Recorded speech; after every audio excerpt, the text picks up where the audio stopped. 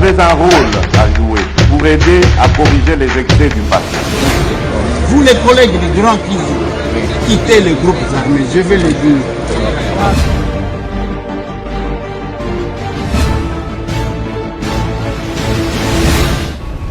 Bandeko balandi mbote na bino ndenge kaka honorable Eliezer Ntambwe Mposhi élu ya Lukunga ayebisaki bino mokola lobi te lelo masolo na député ekobetama na ngai molobeli na bino maman Sylvie Bongo kasi ndeko Eliezer contrairement à ses habitudes lelo ndi yaza à la barre nga nazana mopanzi ya kotuna yeba question ye lokola député masolo na bango ya parlement efongomaki lisusu mokolo kobanda mokolo ya le 15 mars lelo oyo toye pa ya salaka toyeba boni actualité ya parlement boni na oyo etali ye balobi ndeko akomi komoni yeba motion ndeko atie ministre ya économie panzi likolo na mbanzi yango tolingi toyeba ni ezoleka toye na source ayebisa biso masolo ya député honorable Eliezer na pesi mbote ndeko nanga mwasi Sylvie Bongo nakutani na yo lisusu mpe nakani sengo kaka so nakutani na yo parceke na yo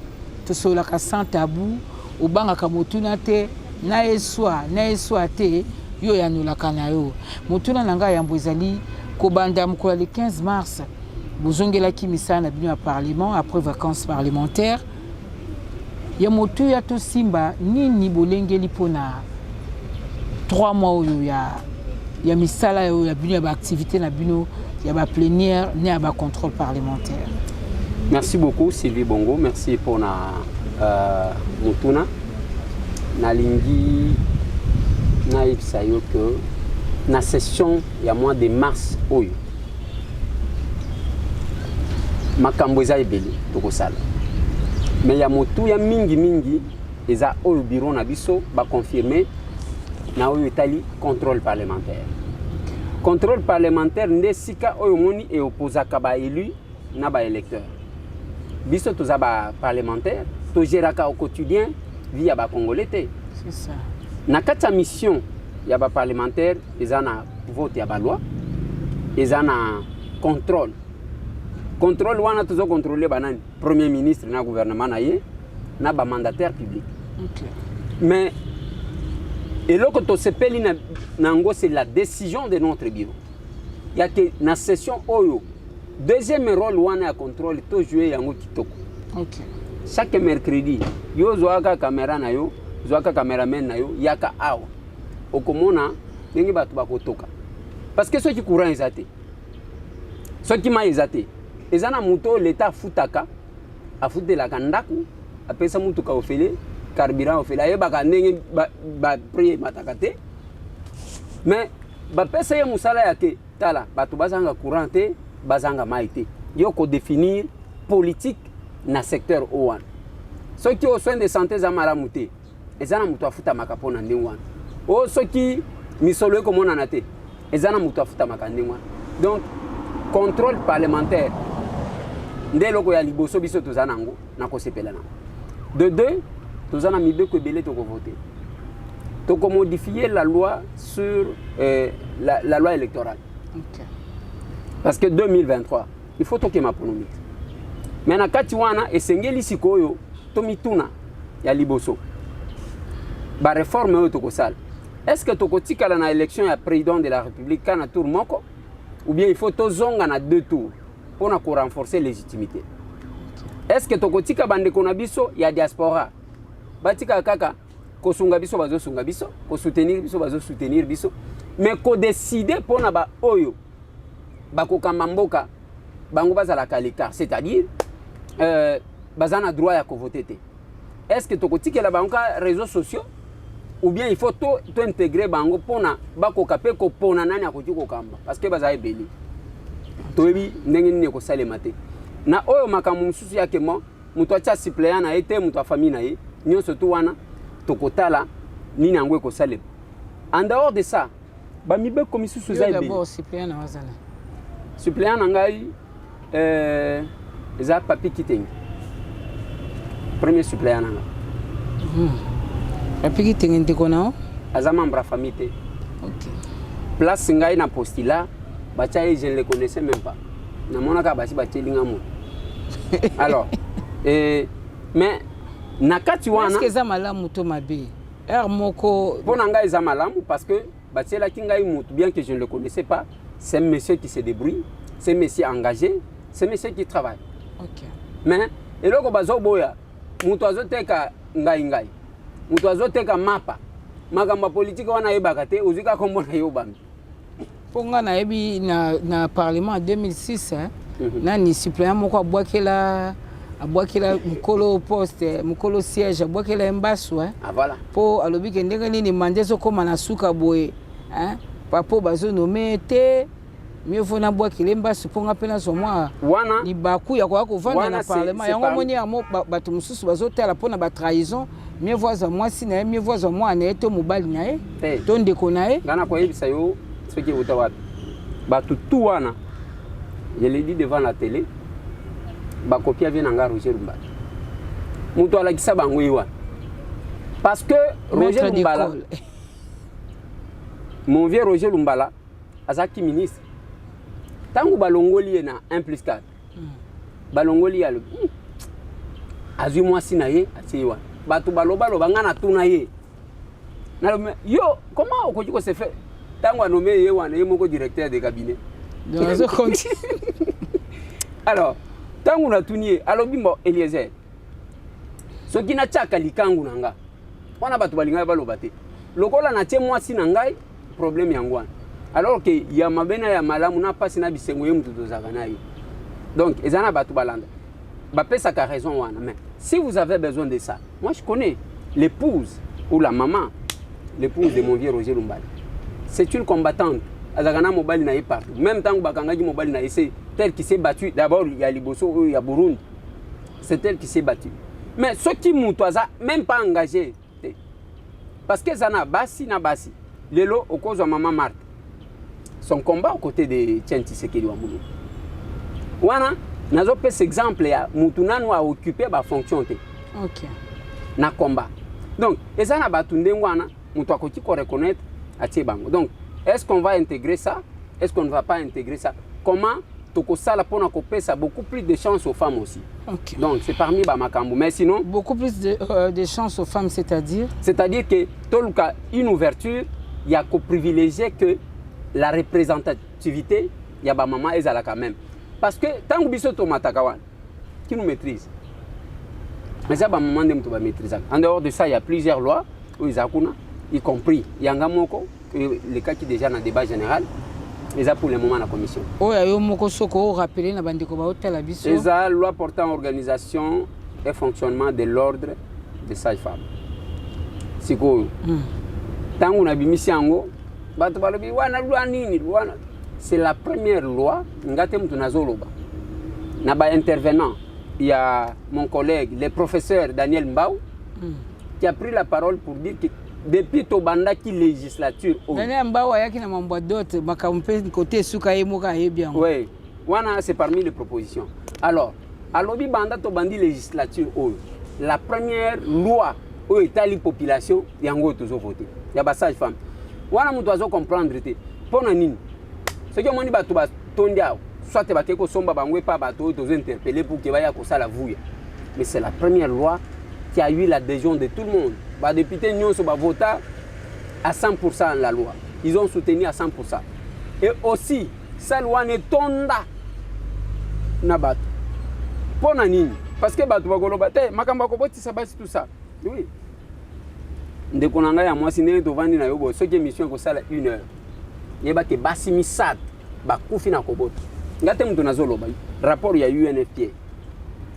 Bana 10 bauti kobota mabakufi soit 13 personnes par heure ou 312 ou 17 personnes par jour donc ils allons l'avion moko ya Boeing ils allaient s'écraser chaque jour mais bato batiaka matanga te mais ordre wane o memelani qu'est-ce que ça va changer parce que ça donne la possibilité aux professionnels il y a secteur wana ko sala ils allent confondre avec les matrones te Batu batanga nzoto ya mwasi on peut prendre en charge la femme parce que la différence na ordre des infirmiers ba infirmier ba s'occupe na ba malade alors que zemi eza maladi te eza na bato batanga musala yango zomona okuta attention de Eliezer bato mosusu zemi na ebandeli ti suka ye maladi ye kokota hôpital ko makila ko diminuer bamakambo eza ebele tension toujours likolo oh mama mosusu bakotike makolo likolo kuna cerclage zemi pe eza na ba grossesse difficile ezali non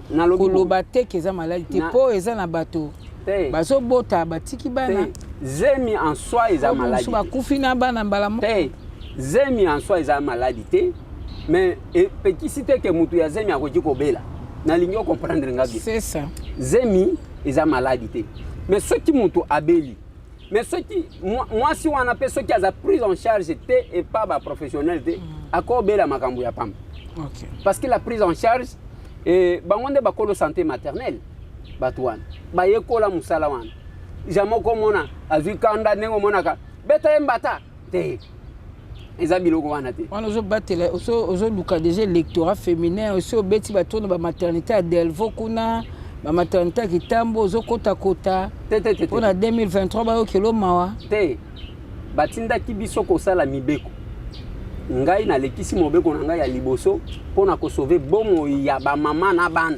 OK ça c'est ça parce que pour le moment namboka na biso okoti kolinga te c'est réel ndeko nanga mwasi Sylvie Bongo okenda kapoto mbala boni oyoka ke bébé moko kufi kuna mwasi akufi na kobotama ezaka biloko ya karar ezana mwana moko auti kokufa c'est où na Maroc je crois mwana muke auti ko le roi s'est levé pona kokende tikuna awa c'est normal né nazolo ba wana ke 10 nouveaux nés bazokufa c'est quand même grave statistique wana très grave ouais. Honorable Eliezer, et là qu'on a simbi attend aux autres ba innovation ya session yo aux autres ba makambo ya contrôle chaque mercredi que tu as kana caméra wa pona tu as ka ko filmer ndé yango de peut-être possibilité que ba motion alimentaire et comme ebele pour yo pe bazo accuser yo ozana ministre économique à Cléboa depuis makambo bandaki ya bampio diwana yo zanika sima expliquer ce nous part ya vérité na yo na kati ya makambo yo ya ministre économie mais mingi lisolo à Thomson yo mpio di toka ke 6 millions de dollars 6 millions te comme 20 millions expliquer biso penza ezani na monaki yo bande kombindule bande ko ogi kalonji ministre Kalumba Salibino. Merci beaucoup na ligne quand même batu balandanga moi malam ngape na otiko ovanda ça penza lisolo place on peut te comprendre ya liboso j'ai compris que le ministre Kalumba. Kalumba, son prénom c'est qui? Jean-Marie, hein? Jean-Marie. Je crois que oui, Jean-Marie Kalumba. Oh, Bissoto, Justin Kalumba. Oui, Azaka na transport. Oui, Azaka na transport. Et puis, à Komaki, na petites et moyennes entreprises. Ce métier-là que moi, personnellement, je félicite en même temps.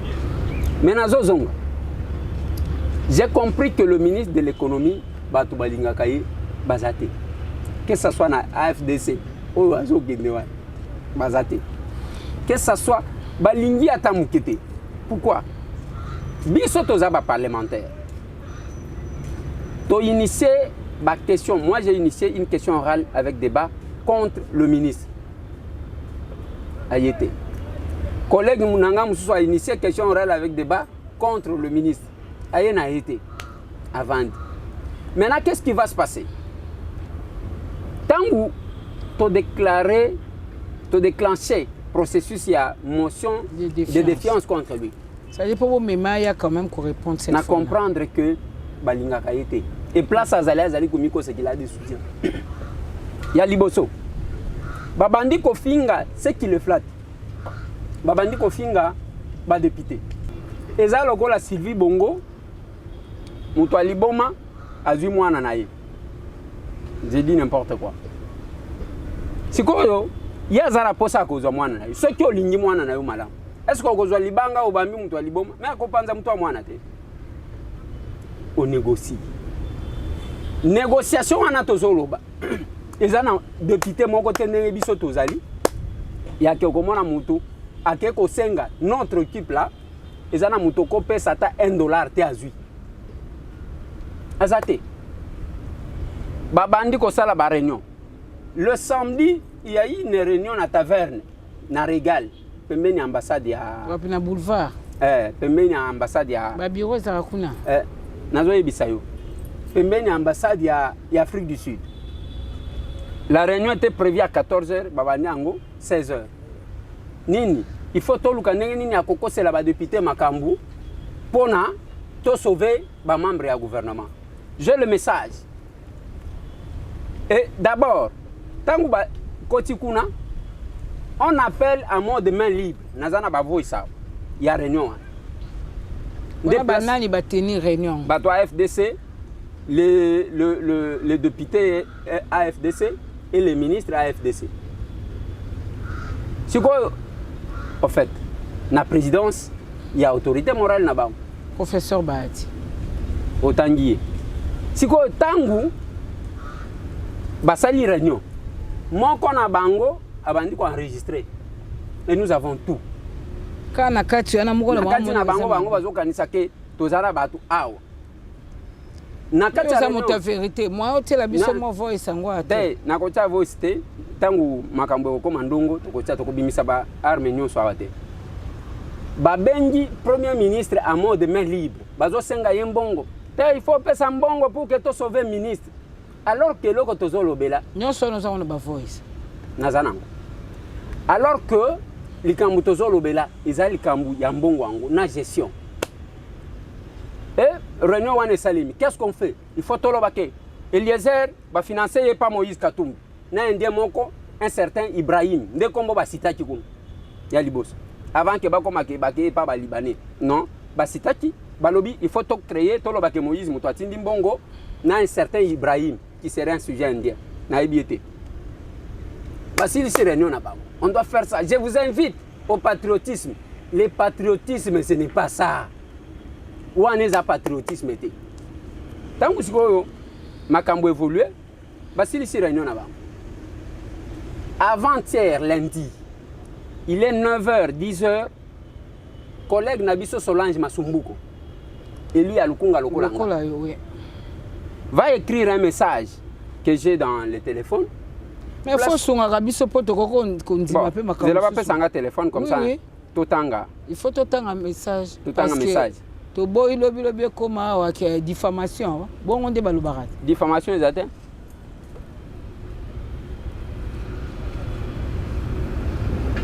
bon bande ko bo limbe ça pour biso a ezaka mambo ba preuve na de ko les ezaka tout ba rappeler les po ya moto vérité to landaka. OK.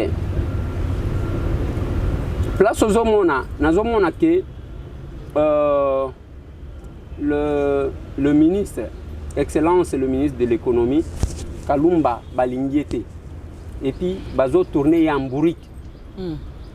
Le premier message, cher communicateur, Nazotanga Oyokana Moutwa signé. Chers communicateurs, bon début de semaine à nous tous. 3 points. En rapport avec plusieurs initiatives de contrôle parlementaire. On n'a pas dit en rapport avec plusieurs initiatives, je ne sais pas, de complot. Non, contrôle parlementaire. OK?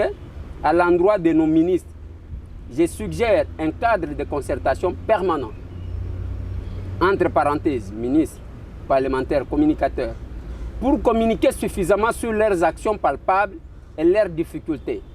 Nos délégués au gouvernement sont en danger. Agissons ensemble. Honorable Solange MN. Rapporteur du groupe parlementaire AFDCA. Mabeza wapi? Zela kaside. OK. Ceux qui n'a bandi kotanga ba message okoyeba mabeza wapi. Omani ba message ezabeli bato ba bandi ko réagir ba musu bazo soutenir. Yo so koti na so koti si o infiltrer groupe ya AFDC. Na lobi boye. Batouana, même le président, les professeurs, ils se rendent compte que Batouazo prétendre que Zalana Bango Bazana a été. Ok, la réunion, c'est lui qui a présidé. Mais maintenant, tant que Moussou soit l'obité, c'est ça l'erreur. À ta communication à Bisso, et quand tu entravé, Moussala Yaba député. Kosala Yango, ça sera une faute grave. Là, la personne corrige notre collègue. Ok. À quel moment collègue a tangi na kati? Te. Ba Congo nanga ezali awa. Nazo kende. Collègue atanyinga te, mais nazo expliquer yo ndenge makamo. Ok. Ba bandi siko ko bimisa makamo. Tolo banini? Te ndenge tolo baki ya Moïse wana. Bon, to bakisana ba Libanais. Ba bakisina Libanais. Te wana te ba Libanais ko to bi. Yo bazo lingelo boule na richesse tolo. Oui, parce que la rencontre il y a régal. C'était vraiment moi qu'on a mis là-bas. Balubi egoza. Siko tangu na Monica Kayango avant même de déposer. Tolobi, le kola bazo keboy. On dépose la motion. Okay. Bango bazali kozela ke toko déposer mardi. Lundi na 15h moins biso wana ta to déposer. En fait, il s'agit de notre motion de défiance contre le ministre de l'économie. C'est une démarche que nous avons estimé nécessaire de faire en groupe, tel que nous sommes là. Nous ne sommes que l'échantillon des restes de nos pères. Et nous avons estimé que le moment était venu, avec l'accord de notre bureau qui nous a accordé cette occasion de jouer notre rôle, qui du reste c'est un rôle constitutionnel, réglementaire en même temps, de contrôler le gouvernement. Et pour ce qui concerne le ministre de l'économie, nous avons estimé nécessaire que nous puissions nous lancer sur la voie de la motion de défiance contre ces membres du gouvernement. Quels sont les griefs qui sont portés à l'encontre? Il y en a plusieurs. Peut-être que je vais me laisser compléter par l'honorable Odian. Mais comme vous savez, je sors quelques-uns. Le chef de l'État dit qu'il ferait des Congolais des millionnaires. En faisant des Congolais des millionnaires, ce n'est pas l'individu Félix qui peut le faire. C'est à travers une politique économique capable de faciliter que les Congolais puissent devenir des millionnaires. Mais quand vous voyez l'exercice des petits commerces et commerces de détail, ce n'est pas l'ordre du jour pour ce qui concerne ces ministres-là. Vous avez vu les chinchards. Je ne sais pas si l'État a pour vocation de chercher les bénéfices. Il y a eu beaucoup de trucs. Peut-être que l'honorable Odian devra compléter. Parce que le reste, je pense que vous allez découvrir ça lors de notre débat. On n'a pas de réelle union sacrée pour tout cautionner. Et si vous suivez bien les propos du chef de l'État, il avait dit qu'il avait besoin que le parlementaire puisse jouer leur rôle. On ne vient pas ici, on n'est plus à l'époque de l'autorité morale qui étouffe même la procédure tendant à matérialiser ce qu'on appelle le peuple d'abord. Oh, ils ont déposé. Parce qu'après dépôt, on ne peut pas retirer la signature. On ne peut pas faire quoi que ce soit. Vous êtes sûr que l'erreur est pour la signature à Moutoubo et après Moutouaï se retirer? Vous êtes sûr? Ce sont des responsables du député Nganaïb. Combien de signatures aujourd'hui? 70 signatures. Ok. Ok. Alors, maintenant, tant que tu as déposé, va se réunir. Mbongo et Bimi. Toi, Bimi, ça qui a besoin de 700 000 et pas Libanais. Mais les combats que nous avons, ils ont reproché à un ministre parce qu'ils ont protégé les étrangers, ils ont exposé les nationaux. Exercice de petit commerce et un commerce de détail. Alignata koyoka yangote. Abengi batu na forum moko akeko filmer bango.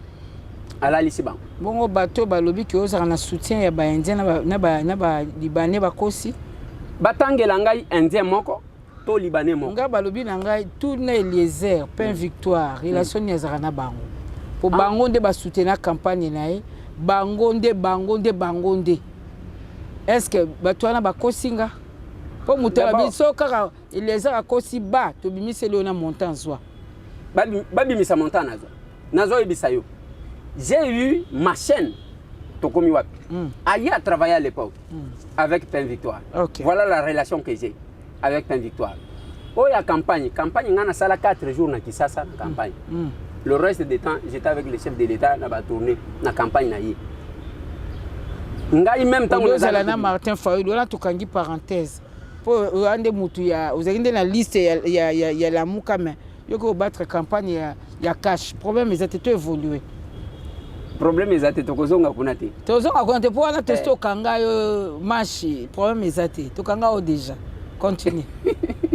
Okanga elo mon côté. Tu comprends que kuneza ki fibre kasayenne moté banda ko bendo mingi. Non, ce n'est pas ça. Ngako teza bande quoi la muka.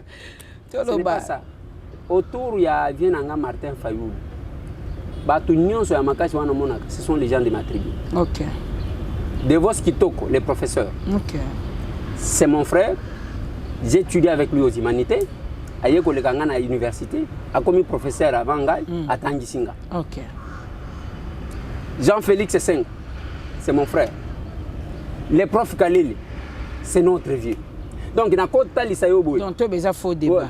Wana ezaya kokosa ceux qui tiennent aujourd'hui. Ceux qui aujourd'hui Serge Welo, c'est mon frère, Moutete là. Aujourd'hui Prince Pengue.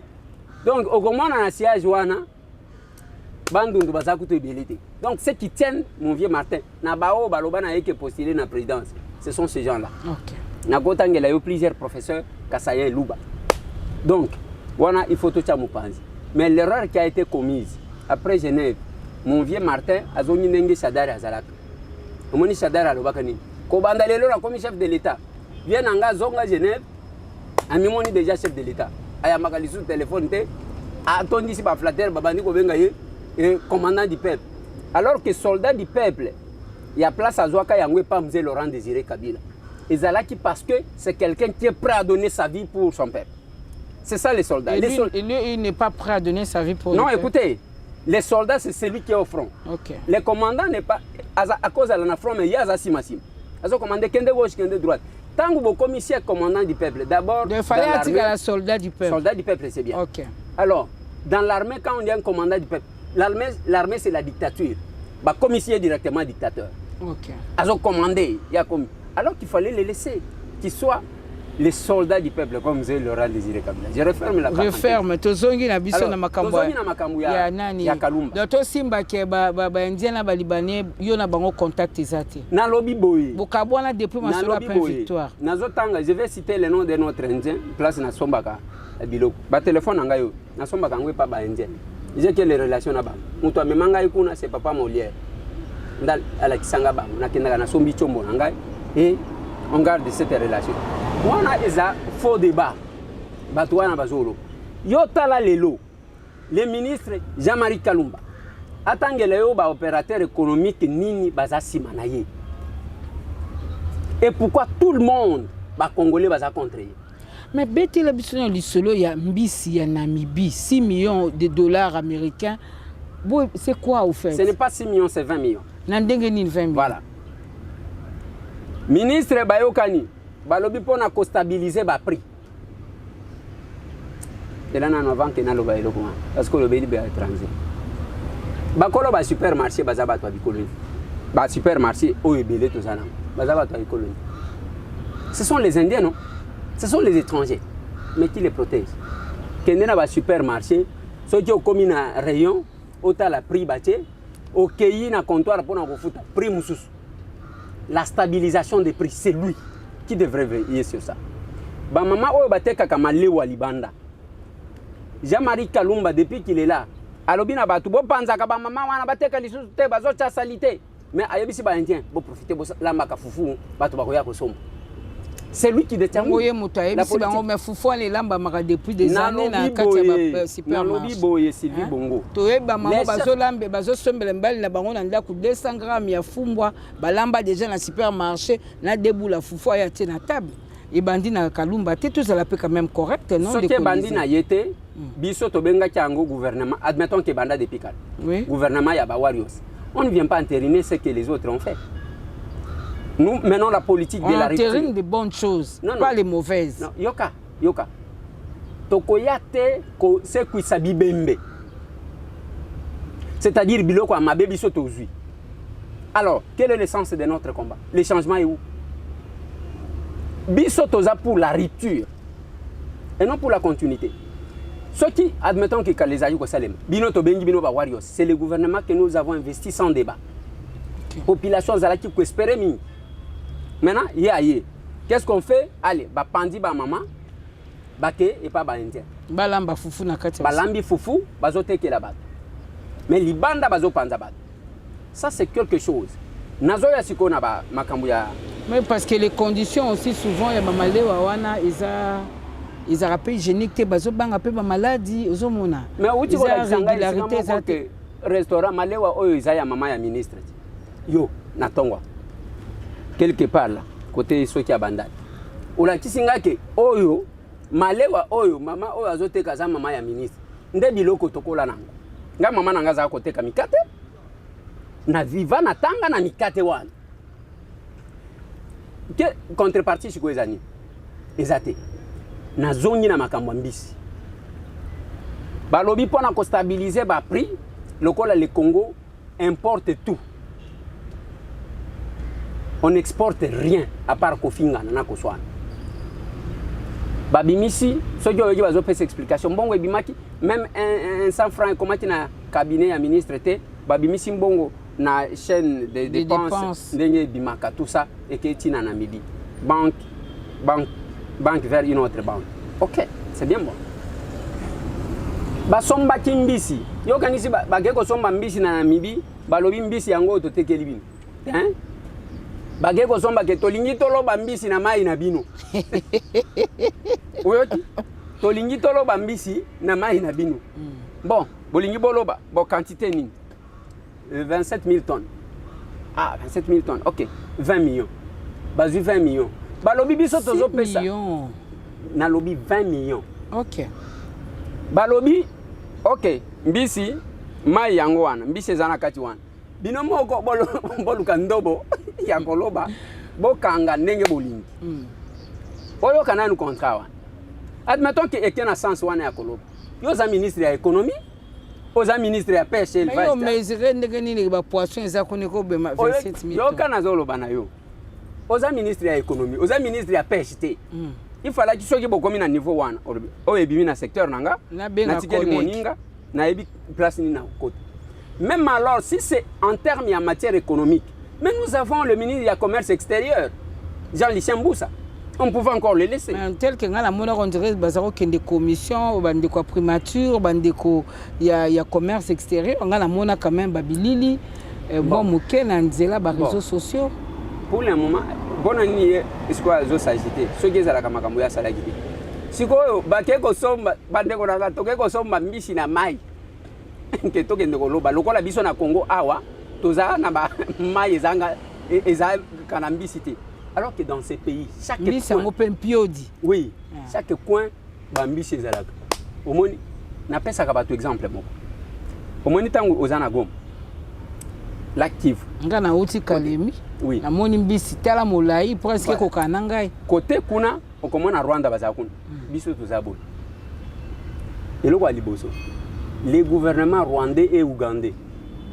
Batali balobi mbisi tokotika ngoka kaboite lokola ndenge nzamba akela yango ba se débrouiller. Il faut to lier ça kaba. Ba instruire ba société na bango oyo sala kaba biscuit. Ba déchet nyonso bochaka na mai. Pona ba mbisi balia. Mbisi pe pona akatisa azwaka pe visa te.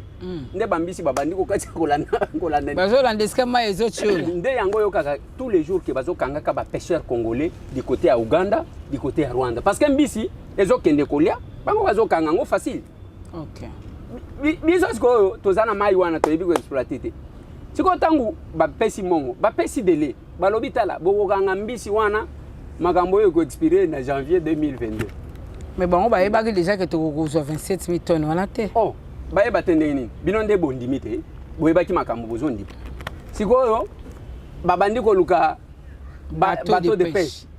Bateau de pêche kaka bango wana. Bakamati mbongo bakeko pesa un dealer. Donc ba pesi na commissionnaire. Commissionnaire ango poup abunga na ye. Bozela bateau lelo, bateau lobi, bateau lelo, bateau lobi. Bateau e mona na kate.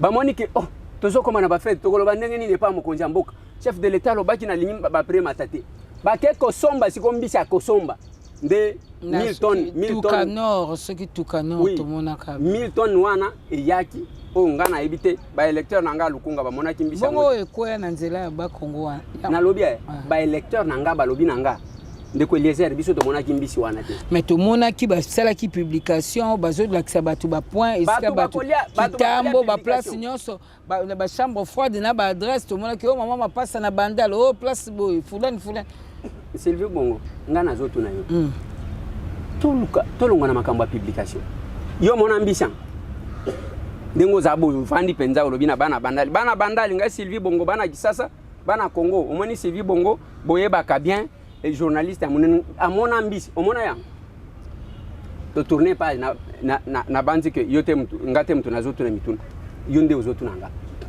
mutu amona mbisi wana azate bongo la ba chambre froide honorable falo bana mo enquête kunate nalobi boye makamwa ba chambre froide ya encore à boire et à manger tango akoya awa koyoka makamuna yi sur les chambres froides tuzana ba rapport ya ba chambre froide nyo surtout ils nous ont contacté mais maintenant ba ke kuna balobi mbo toyena mbisi batekiti po bakabela ki batute to linyi to ba ministre oteka kimbisi na prix nini.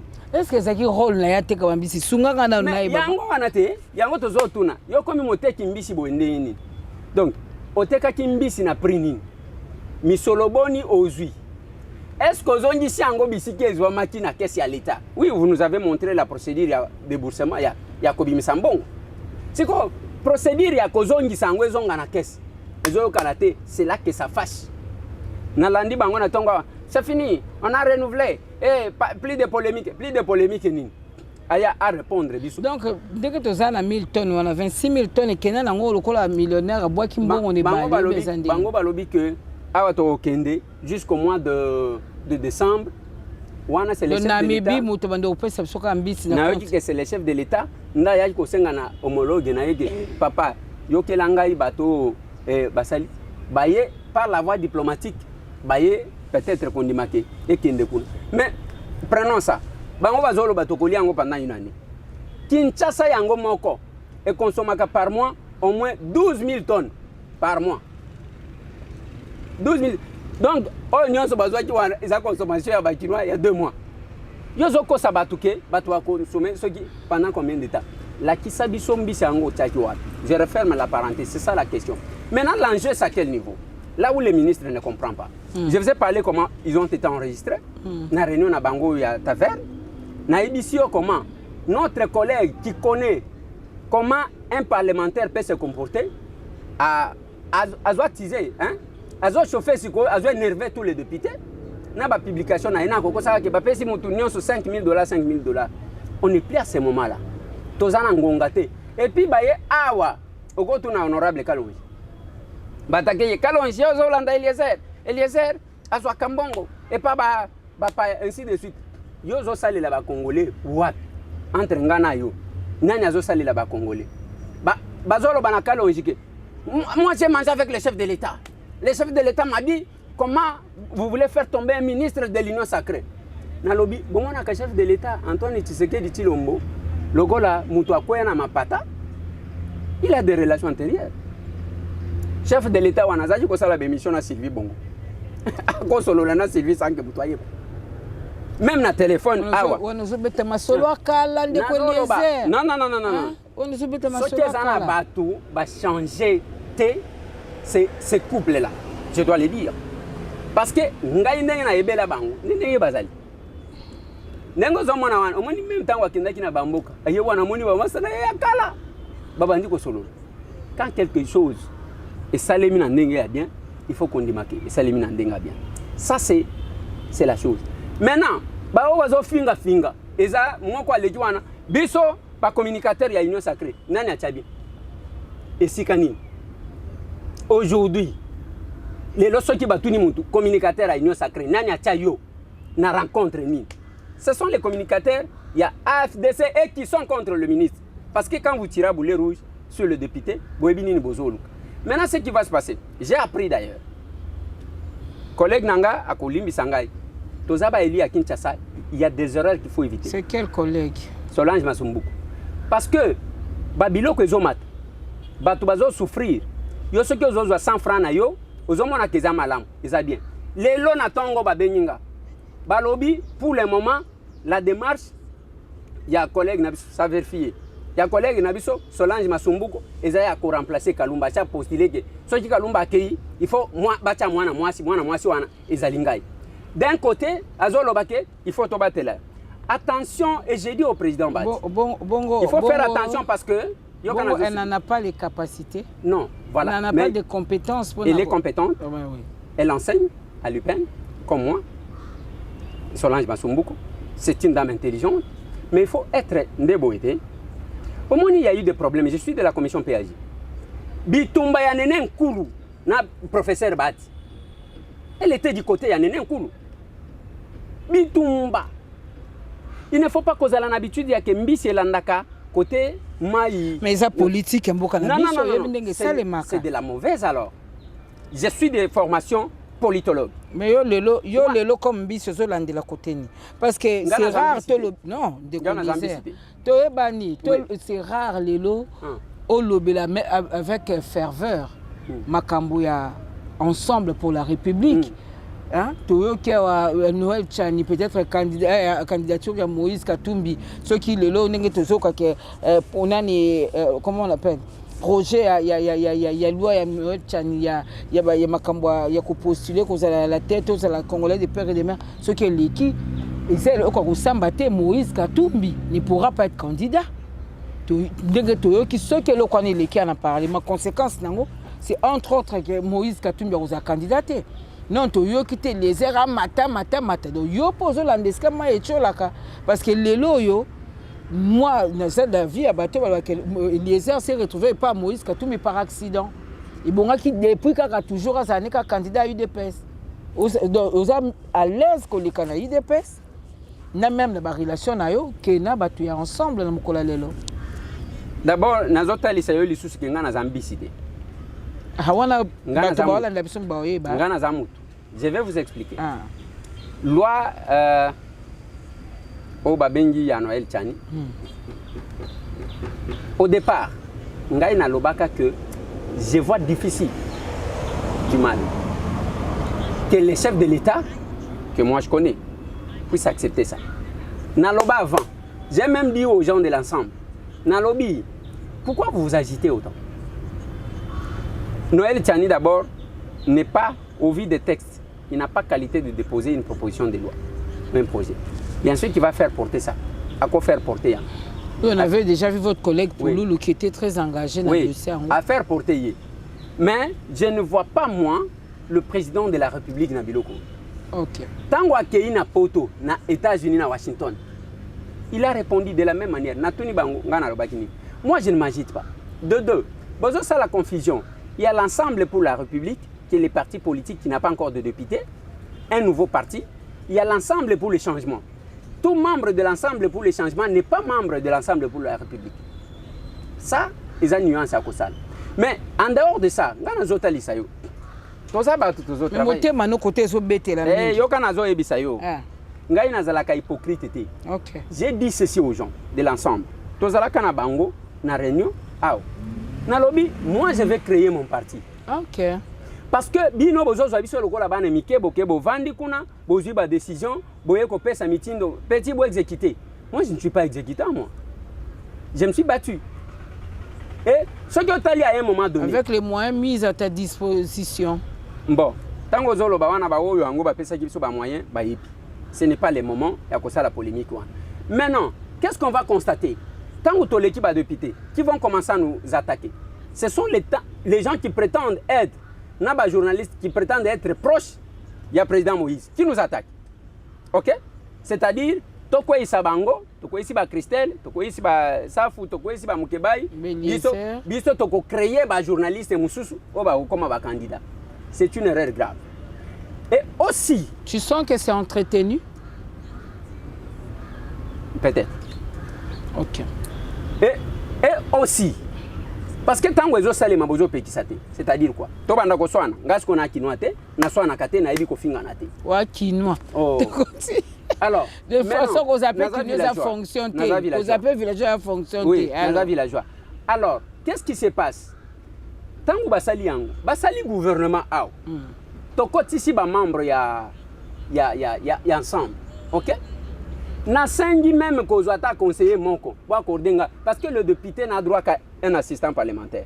Tu as l'équipe qui est travaillant. Vous avez conseillé Monko dans le cabinet. Tu vas recommander Batunios. Wana ok, au Beteli va chirébon, ok, de la porte, au Beteli va venir, n'a de tourner la porte, rien. Na Beteli Batunios.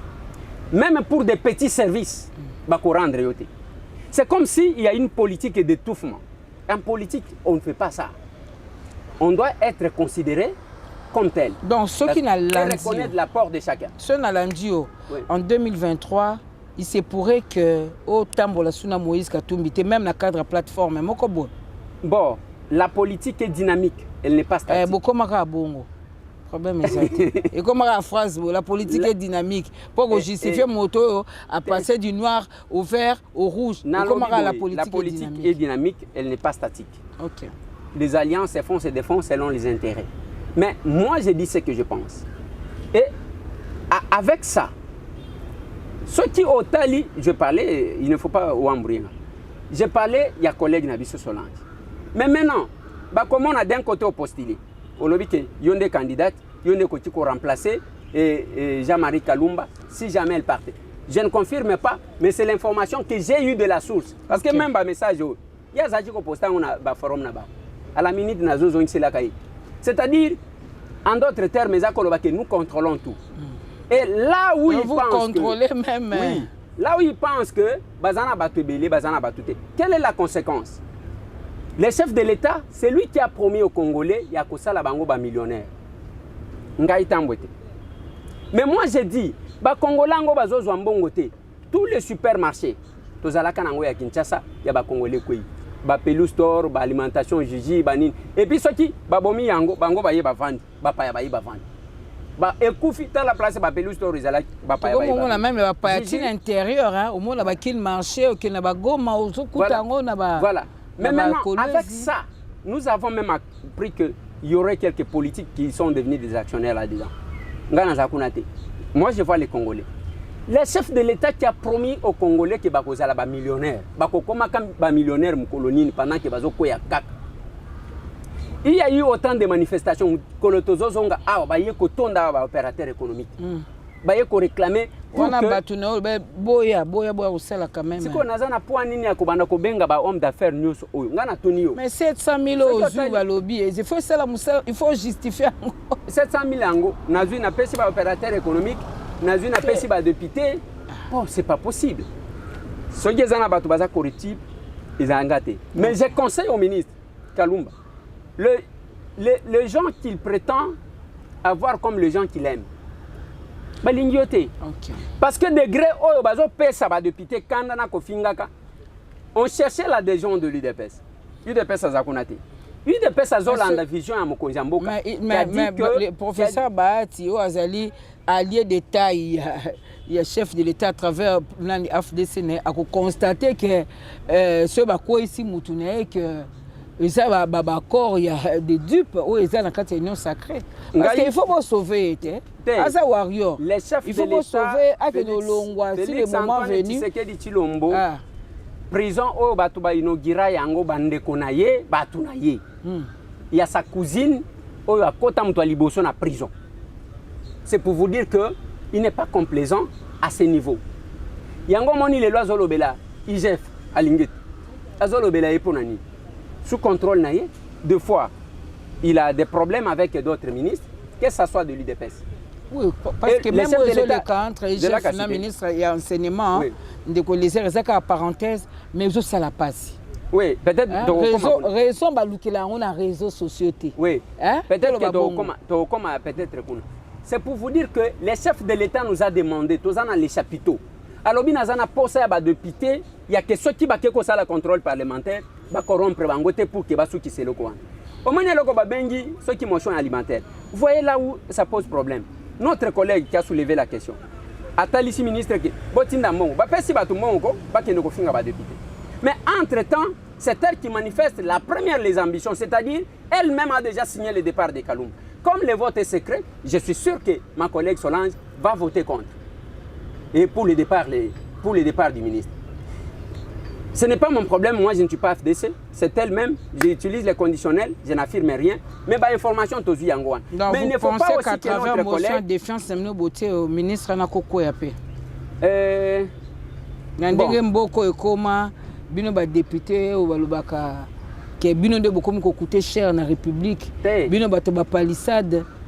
Quand bien même la lukarana mon la palissade non na moni yangote, na éviter soko teka ou remplaçant on a autre chose, mais c'est des notoriétés que bino basomba bino kalambo. Oui, conseil au pesa kanga pona ya moti. To fermer parenthèse. Basomba ka netinga itambo, je suis pauvre.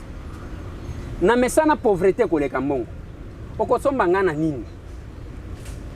Il ne faut pas que batuba mona soki tous encore à l'époque il y a autorité morale net ah nazomona wana bazo comme message autorité morale. On n'est plus à cette époque là. Qui te dit ba message na bango ya que ma autorité morale ici là. Et si là parce qu'il y a personne qui donne l'injonction. Le chef de l'État nous a dit qu'il avait besoin de députés qui jouaient leur rôle bazo contrôler. Yango moni makambu oyo. Okomona mukolo yango ya motion so ki baligné yango. Okomona ba membre IDPS ndenge bakoya ko soutenir. OK. Parce que entre la vision du chef de l'État, entre le chef de l'État et une autre personnalité, le choix est clair.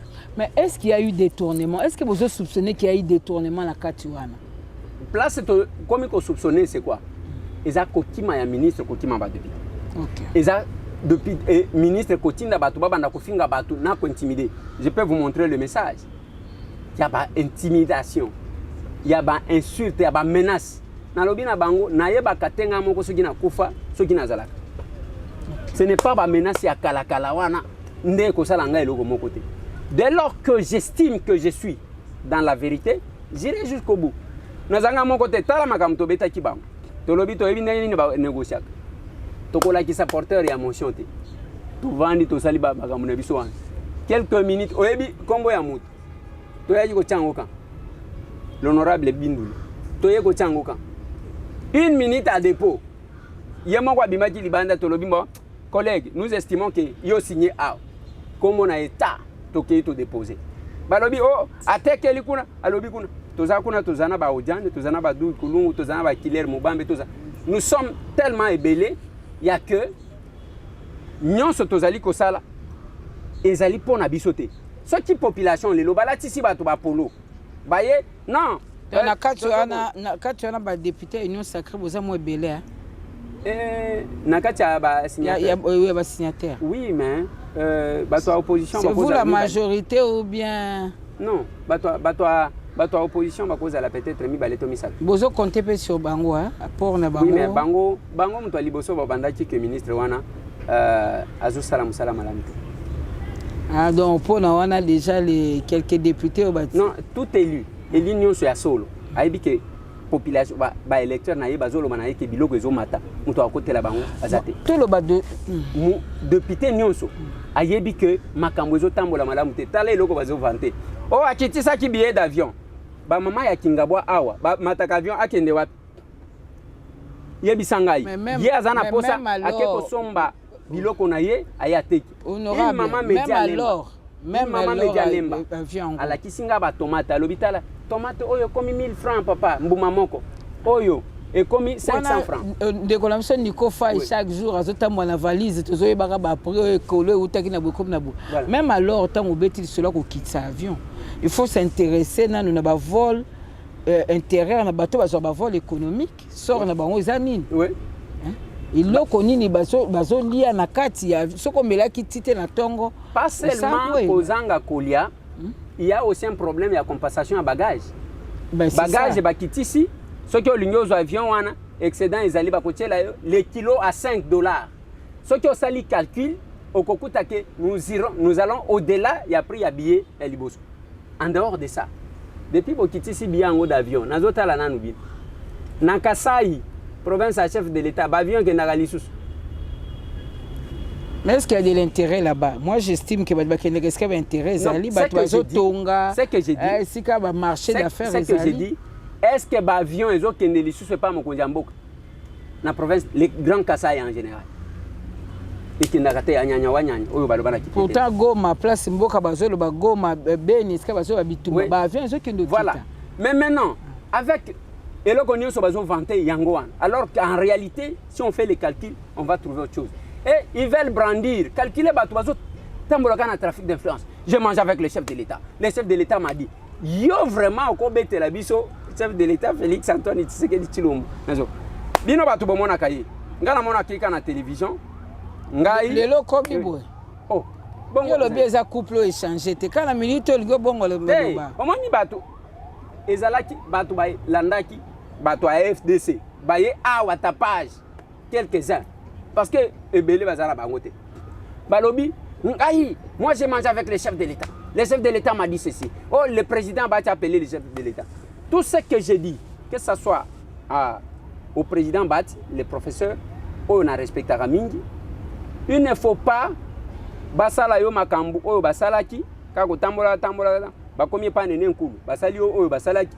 Je sais quand le combat était là, même na PAJ, la position que biso tozwa pour na ko défendre président Bat n'habite ce qui a bakango. Mais aujourd'hui, le ministre Kalumba, les prétendus communicateurs de l'Union sacrée aux Otinda qui ne sont pas connus de l'Union sacrée, s'ils se mettent à combattre la vision et la volonté du chef de l'État, bazalika ko enfoncer yo. Et ça na menace mon côté communication, mon côté kozongi sabiso na sima. Ndeko Eliezer, peut-être Barolo Amso Kalatik émission comique quand même assez avancée, mais entre c'est vrai, l'Union sacrée a créé suite il y a Boloba qui est blocage, ils allaient qui non, ils ont bloqué l'action en chef de l'État. Depuis l'Union sacrée et Koti Nakati Masolo, ok, vous avez un impérium total. Est-ce que Kopé Sangai 3 faits, il y a changement positif aux populations samoun? On prend comme ça, de manière générale. Non, avant que nous répondions à la question, on a précisé quelque chose. Le premier gouvernement de l'Union sacrée est Bengi Bango Bawarios. Ndeba Oyo. Ndela Sarani, faut biso batutoye anglais te ba warrior zanani. Ngana ebité. Te warrior zanani. Na ndenga lingala. Warrior a moto alonga bitumba te bongo te. Elombet. Elombet. Oui. Tozozo balobi gouvernement ya Bilombe yango. Au moins même tuna ozotuna. Voici la réponse pour le peuple à répondre à ma place. Est-ce que la population a collé à malam? Est-ce que la population a collé à malam? Et n'a pas arrêté une stratégie à que la population allait à Mel. C'est celui qui a l'économie entre ses mains. Ce qui nous a les alliés, Tala à Kasaï, je reviens au Kasaï, la province du chef de l'État. Exode, dans la Kisaki avant-hier, train qui ne bat tout l'école. Batoubaouti Kokufa, Balobaki 70 personnes, 72 personnes. Tant au ministre il y a transport aux voies de communication qui a lobby c'est plus que ça. Batoubaliki bé. Batoubazo Kendekak. Batoubazo Kendekak. Bazo Kimanini Nzala. Et qui a les ministres, qui a la politique économique de la République entre ses mains? Les lots carburants, Nayambi Batou, Natongwe Panangali. Oui, papa. Bisoto ye awa, Tozali, Bakadafi, Bakolo Badepo, Oyo Tozo Sala Musala awa na Kinshasa, Tozo Bandana intérêt na Congo central Tozo Kinshasa awa. Nde Tozabo Lelo, Tolali Libanda. Badepo na biso nyonso, kokanga na kokanga. Depuis avant-hier. Depuis avant-hier. Délégation moko ya ministre ya hydrocarbures ezoya. Hydraki. Bazo kokanga Badepo. Bakomi kaka boye, batali biloko ni eza na kati ya depo. Na mutuka. Nyonso bazala kati ya depo, basele bakangi bakiyi. Toyebite musala ngo tokosuka. Délégation à ministre. Délégation à ministre ya Service hydraki. Ne bazoya. Na milangi na bango bazo test. Lobi tomekaki kotuna bato mususu. Balobi ba carburant ke ba produit na biso eza mabe to kendaka kosomba na sep.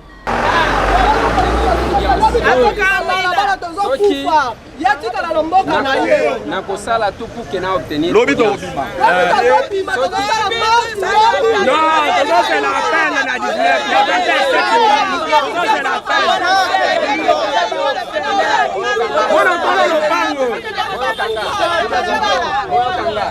Boyoka.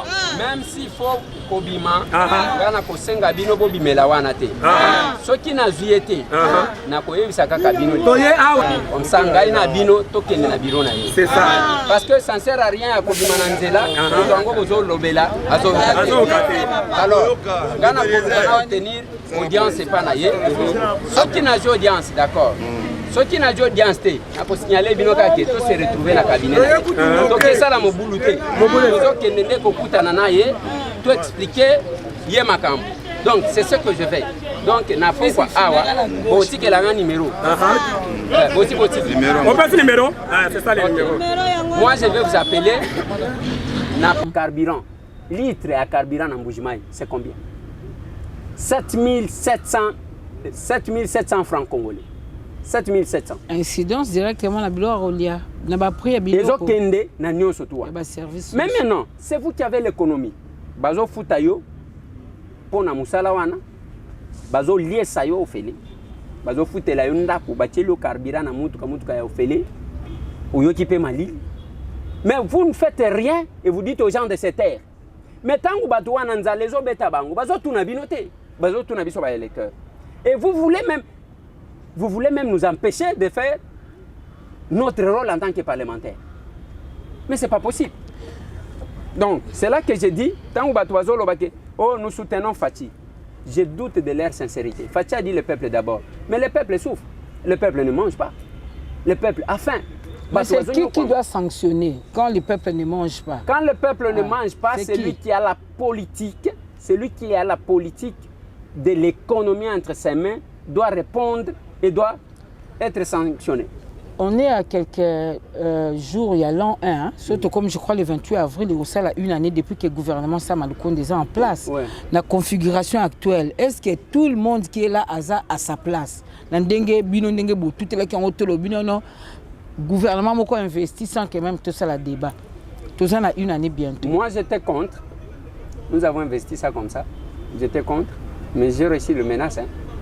Tellement que tu vas comprendre que baya ipananga babamba mabanga naya awa liboso a parler du peuple balinga batumbela ngamuto et aza contre parce qu'il y a bimi ministre te azo senga ba payer $50,000 pour qu'il investir le gouvernement tellement que comme on anga soki muto atanya ngote akoyoka bien ti et les lots zawa batie bango ce n'est pas à moi de juger ezaka que domaine mais tu investir bango vous avez droit de juger bango te tu investir bango sous pression. OK. Yango moni lelo le bureau a dit non, nous pouvons réparer, récupérer. Chaque mercredi bakoya ko samba. Papa e batu bazoli ate po anini. Papa e batu bazana courant na maïté pour nani. Est-ce que ceux qui bureau est eu pression pour aligner ba motion à vous faites quoi? Les bureaux bakozwa ozomona mboso kozwa pression et pas nani. Parce que le chef de l'État azana makambo a pression. C'est lui d'ailleurs qui veut que mutu nyonso à rendre compte de sa gestion. Ça, c'est les chefs de l'État. Ceux qui ont moni mutu, même ceux qui font des déclarations là, n'engagent en rien ni la vision du chef de l'État, ni le chef de l'État lui-même. Bao bazanzinga nzinga na chef de l'État baibike makambu monsieur Tambo azolo bezayaso. Bao bakuta na kana chef de l'État baibike monsieur Tambo c'est qui. Mais il y a beaucoup de chef de l'État. Chef de l'État. Ah, au moins de comme tu. Gana mona la kaika na télévision. Ah bon? Oui. C'est que makambu baby na. Non, il ne faut pas confondre le Félix qu'on avait à Limité et l'institution président de la République qu'incarne Félix Antoine. Mais et il faut que kaye na moi et l'on a eu au moins qui m'a qui camaraderie de Bomakamaram. Toujours na si tout se passe bien, surtout que la logique 2023 élection faut à la Namboka. C'est la volonté du chef de l'État. Voilà, c'est sa volonté. Est-ce que bilan naé est facilement défendable na onyo sozoloba parce qu'il y a un malaise. Non, ce qui toque Kagabou. Il y aura une difficulté de défendre les bilans du chef. C'est pourquoi tu bandis en amont. Tolobi. Et arrêtez à terre. Non, moi j'ai toujours des positions comme ça. Rappelez-vous quand on a mené le gouvernement Sylvestre Ilou. Gane nazwaka motion, parole par motion. Nathalie Sibangoke, Bazoko Sabiso, Bazoko Sabiso. Et toute l'opposition était sortie. Y compris prof Njoli, nos vieux qui sont. Babima Ponani, parce que j'avais sorti les arguments convaincants. Tosukawa, Tosuka Isikawa. C'est la même chose. Nous sommes là dans le gouvernement Yassamaloukonde. Ce qu'on attendait de ce gouvernement, c'est ce qu'on ne voit pas. Mais si on ne fait pas quelque chose, tout de suite, et maintenant, ça sera trop tard. Quelque chose mais on peut récupérer. C'est-à-dire mettre la personne qu'il faut à la place qu'il faut. Moutoua Kolobake. Mais c'est Tambo, c'est parce que Balingi Bachai, Bongonga Bagochanga partout, même ceux qui Bagochanga. Non, je dis tout simplement que.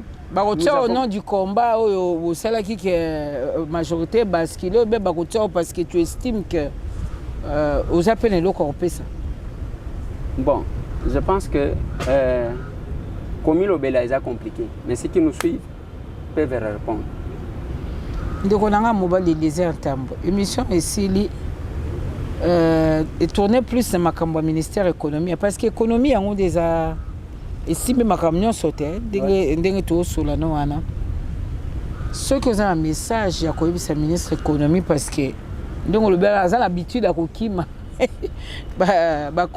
tout bien on les a la convocation hein et puis question moi il y a bon point IGF ne s'intéresser dans dossier on a dit IGF a zappé saisi IGF ce qu'il y a décidé en Watina en Canada justice mukolo mo wa kolela to ke tali na makala IGF a déjà les dossiers.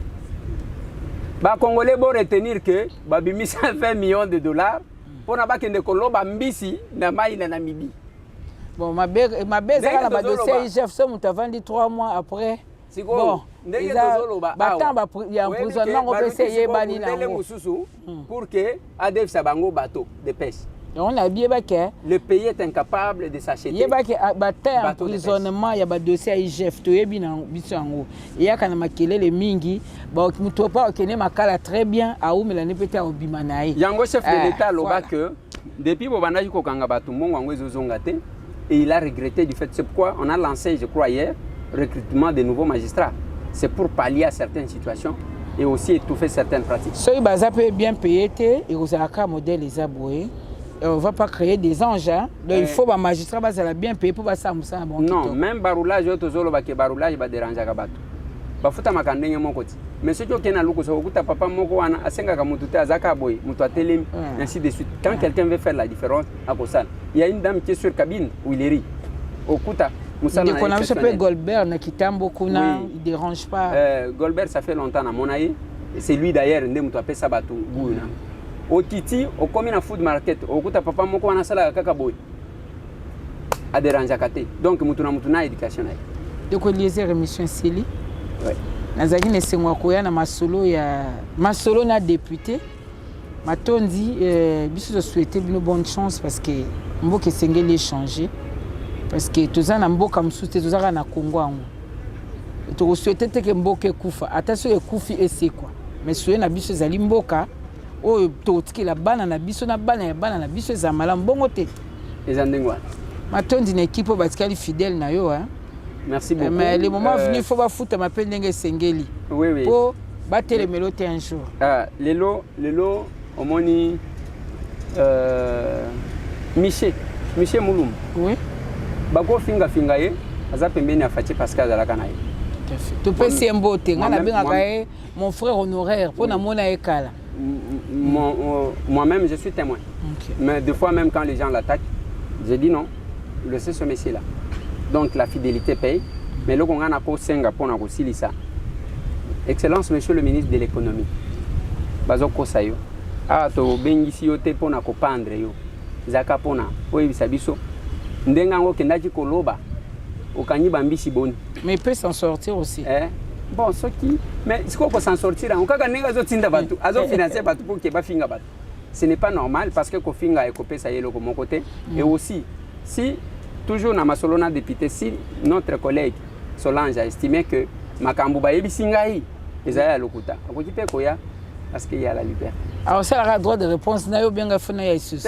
Yo moko ya kaka, oyambieti. Mais ce qui a coloqué débat, tu vas dire to sali comme moi débat.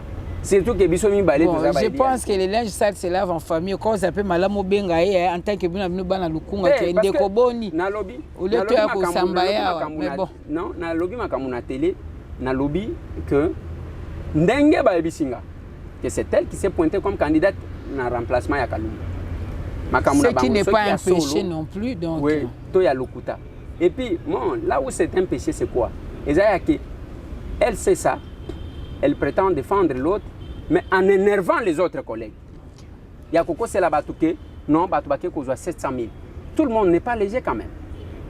Tout le monde n'est pas léger, tout le monde n'est pas correctif. Parce que si les gens sont énervés, conséquent, ces années, ils ont quoi l'un des ministres.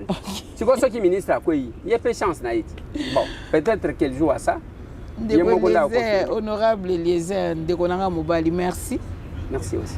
Ma solo a député et silité peut aussi la kate tant que Ndeko Eliezer a causé la kaka ma solo ne continue kaka. Zolo Didier Makisela na pesi bino merci l'équipe Mobimba ya to komi ya Pic TV nde to kutana na mikomizali ko.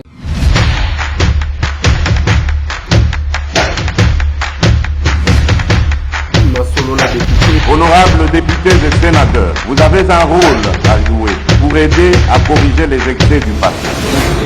Vous les collègues du Grand Kivu, quittez les groupes armés, je vais le dire.